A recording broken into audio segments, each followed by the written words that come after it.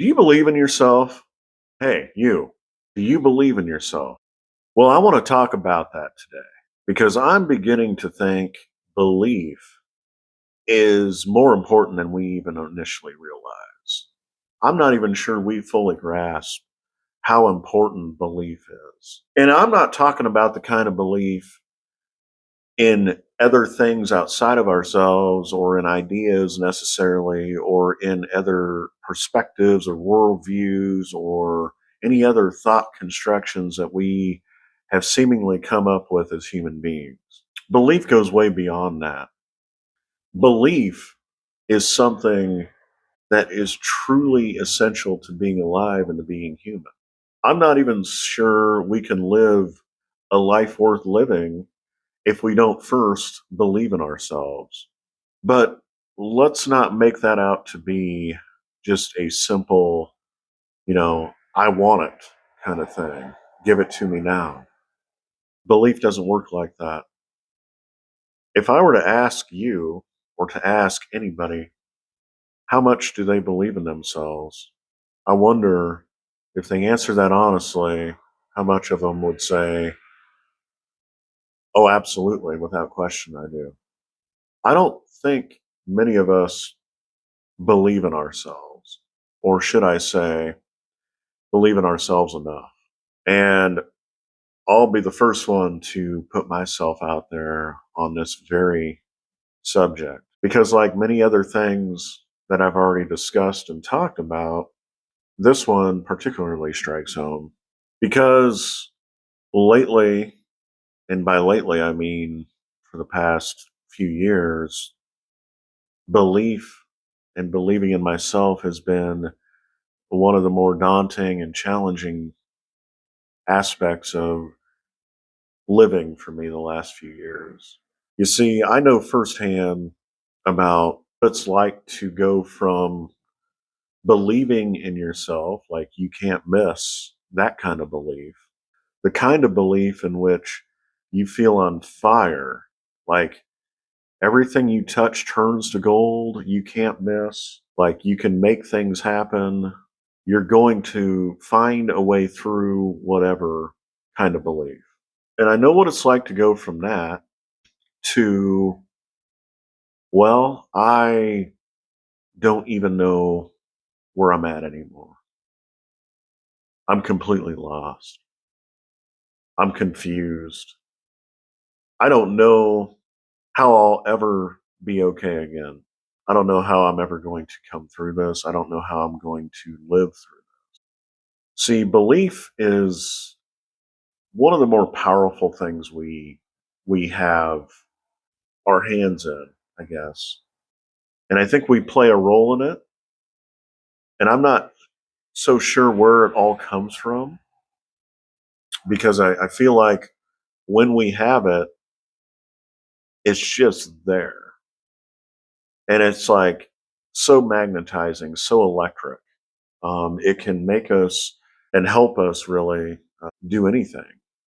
And I don't think we are able to do many things without first starting with a belief in ourselves. We don't take actions, we don't make decisions, we don't say yes to ourselves until we actually fundamentally believe in ourselves. And I think the most important aspect of belief, and really where belief starts, is it's the story that we tell ourselves about ourselves, to ourselves, and with ourselves. I feel at bottom, the most important story in our lives is a story that we tell ourselves about ourselves. How difficult can that be though, if we're going to be real and honest about it? Because as as people and as human beings, we encounter things in our lives that throw us off. We hit snags and detours.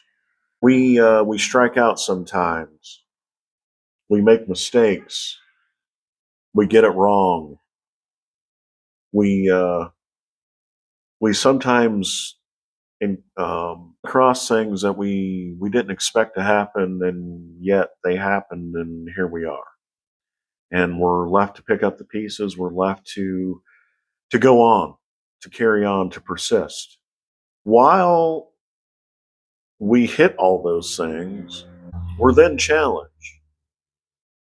We're challenged even more with our belief in ourselves, because one of the last things we want to do when it's been knocked out of us, when we've been knocked aside, we've been turned aside, we've been thrown out by the world, our world's been set on fire, and now we're trying to, you know, get through the storm of what just hit us and put things back together. The last thing that we want to do is, I think, we we don't want to look inside ourselves. We almost resist wanting to find and look within ourselves. And the last place we turn is ourselves when it comes to believing in ourselves, when everything has hit the fan. I mean, think about it. You had it all going on, you had everything in your favor. You were slaying life, you were kicking its ass, you were on top of your game, and life was almost easy for a while. It was almost like you were skating and surfboarding through life. And you had it going on. You had the great career, the job, you had the reputation, you had the name, you had your own office, you had a certain place of status and stature. You liked yourself, you liked where you were, you enjoyed it. Suddenly, that's all gone. And everything that you had built up, and everything that you have sacrificed for, and everything that you believed in, and that you pursued, has suddenly crashed and burned. Now it's like, okay, how do I reset? Because I have nothing to build a foundation on now, or it seems like I have very little to build anything on now. Now that everything has been sort of stripped from me, and everything's been blown up, and I'm now confused, and I have anxieties, and I have tremendous despair, just absolutely pulsating through my veins and through my life. And to to move on with my life, or to carry on with my life, means that in no small way that I have to now look within myself and find something that I can tether myself to, that I can anchor myself to, that will help me carry on and carry forward. The strongest, most powerful things I think we can do is to get up, to simply get up and say, you know what? Like, despite falling down and crashing out, and despite the wreckage and the carnage that my life has become, and where I find myself, watch this. I'm going to come back. And I'm not only going to come back, I'm going to go beyond. I'm going to be better for this mess that I find myself in. Like, this chaos and this confusion and all this despair and anguish is not going to be enough to knock me down and really knock me out completely. I don't think we talk enough about getting knocked down and getting the real practicality of shit happening in life, and things not going our way, and unfortunate circumstances. Whether we had a role in that or not is beyond the point. I guess the bigger point is how do we really come through that? Especially when we had it all, or at least we thought we had it all. Maybe we didn't. And maybe that's probably the bigger point of the wreckage, of the carnage, of the fallout of everything. Because when we're shaken like that, and when we have been shattered and sort of ripped asunder. How do we really come through that? Especially when we had it all, or at least we thought we had it all. Maybe we didn't. And maybe that's probably the bigger point of the wreckage, of the carnage, of the fallout of everything. Because when we're shaken like that, and when we have been shattered and sort of ripped asunder, we no longer really have a sense of what's what anymore. When we get existentially shattered like that, our worlds collapse, and we don't really feel like there's much that we can grasp onto, hold on to, and everything seems to be sort of fleeting, and there's a sense of reality has been so shaken that it's hard to really know what's what anymore. Then I think that's what makes the continuing on of ourselves, and a willingness to go, I will carry on, I will carry forward despite everything.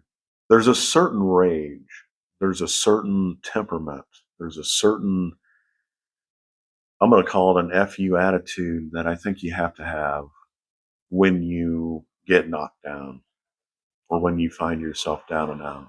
Because while we don't talk about getting knocked down enough, it's really the getting back up part, and the belief in yourself to get back up and say, you know what? F you. F you life. F you to those who doubted me. F you to the people that don't believe in me and who cast me out and turned me aside and shortchanged me. I think there's something else that we have to go and tap into that does kind of say, you know what? Like, I don't care as much about what you think about me. Because if I'm too busy thinking about what you think about me, and when I say you, I mean the world at large, if I care too much about that, I'm going to never break through. I'm never going to see the light.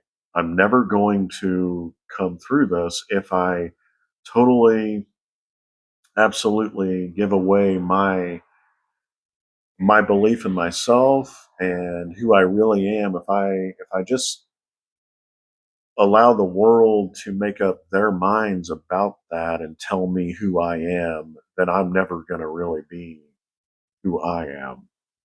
And so when we go through the world and we build up our egos and our personas and all these masks that we wear, right?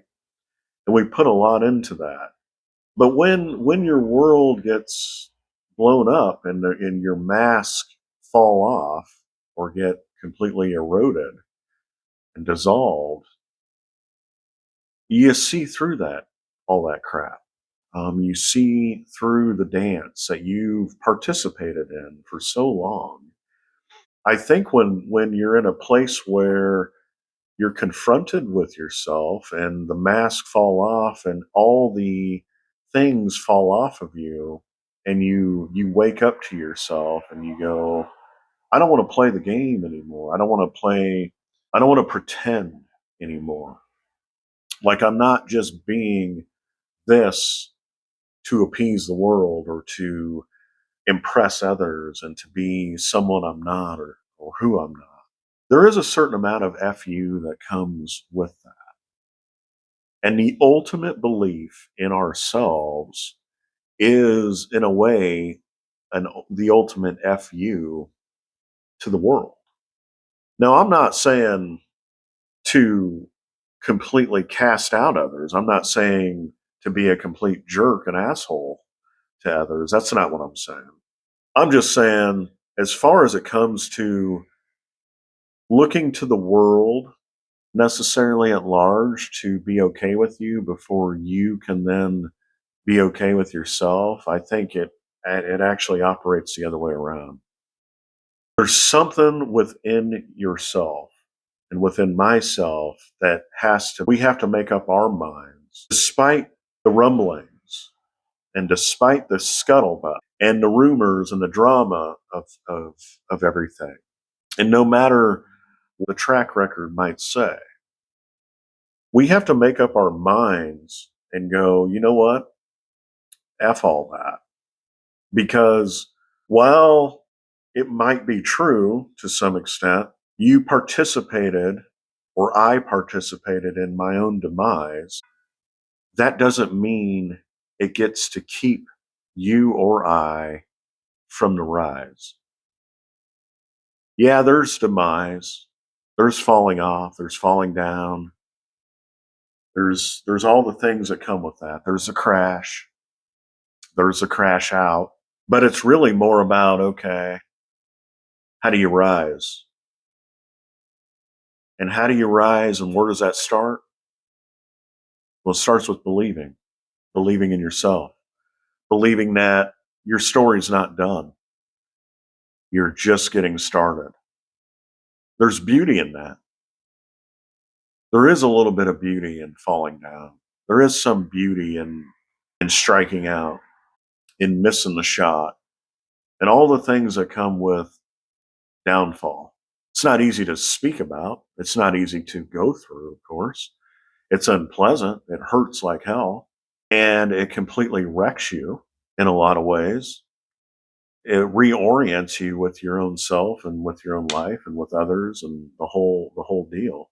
But I do think at bottom that there's a reason why we have moments where we do fall off, we do fall down, we strike out. And so believing though, and belief in ourselves that no matter where we're at and where we find ourselves, that there's going to be a silver lining with this. There's going to be another side to this. There is the other side. And the value and the meaning of what we tell ourselves about our stories can't be overstated. We all, I think, to some extent, look for some sort of meaning in what happens in our lives, and meaning and belief, and dare I say, faith in ourselves and faith in the unknown and what we can't see and what's not immediate to us matters in shaping and forecasting our belief to carry on and to persist. We have to be, I think, a little bit delusional in our thinking when it comes to belief. And let me kind of unpack that a little bit. I don't know where I'm going to be in a few weeks. I don't know where I'm going to be in a few years. I don't know where I'm going to be in a few days. But I think for me, and I think even for a lot of us, there's a part of us that has to believe that there's something beyond and something that's helping us or guide us towards where we're supposed to be. And I think as long as we're staying alive, staying awake, staying alert, staying as consciously aware as we possibly can of who we are, where we're at, what's going on within and around us, I think more oftentimes than not, we land where we're supposed to be, and that things do get better with a little bit of time. There is a way out, there is a way through. Where the power and magic of belief comes in and where the delusional side of things comes in is we have to sort of delude ourselves into thinking, as crappy and as really stark and bleak as things might look in the present, that in a year or two, um, we're going to be in a much better place. You know, no matter how stark and crappy and ugly things might look and messy things might look, there is something to behold here. There is light. There is possibility and potential. So don't ever stop believing in yourself. And again, as I say that to you, let's just be honest. I'm really saying that to myself as well, and probably even more substantially and profoundly. I know all too well about what it means to fall off, fall down, and not know where to look. And there's been many days where I frankly don't want to even believe that I can. And yet, I'm still here. And so that's something. And every day it gets a little bit easier. Every day I feel myself become a little bit lighter. There's smiles that come with that. There's tears that also show up as well. Whatever comes, I allow for it. I don't run away from it. I just sit with it as best I can, and I think it's all a part of it. So to believe in ourselves is no small thing. And don't worry, because like I said, I do think and believe that belief mimics delusion in a way. That it looks delusional, it might feel delusional, but everything and many things were thought to be impossible until they weren't. And the interesting thing about the word impossible is, think about the words and the letters of the word impossible. Split those up. What do you find? You find it's either impossible or it's I'm possible. And that's belief. There's a lot of people that will tell you, you can't, you're not good enough, there's no way, you will never come back from that, you will never be able to live through that, you will never be able to be who you were once upon a time. I think we hear those things. I think we feel those things sometimes from others. I think we oftentimes say those things and many more things like that, really, with ourselves. That's that constant mind chatter that we got going on. We hear all that noise, but I'm here to offer and say that we are possible, that I'm possible, and that you're possible. So, final note, stay afloat because you're a goat. So go on and be the goat of your own story. And whatever you do, don't ever stop believing. I'm Mr. Fox. Thanks for being here. We'll see you next time.